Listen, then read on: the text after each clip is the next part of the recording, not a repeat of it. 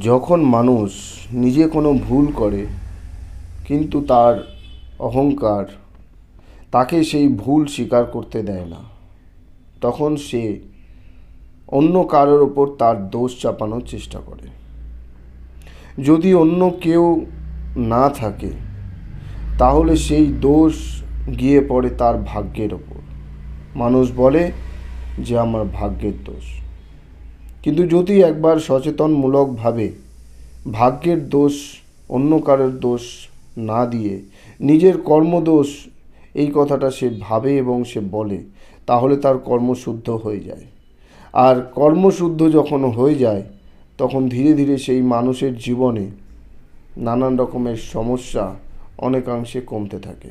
মানুষ যত কর্মশুদ্ধির দিকে যাবে, বিচার শুদ্ধির দিকে যাবে, তত সমস্যা ধীরে ধীরে কমতে থাকে।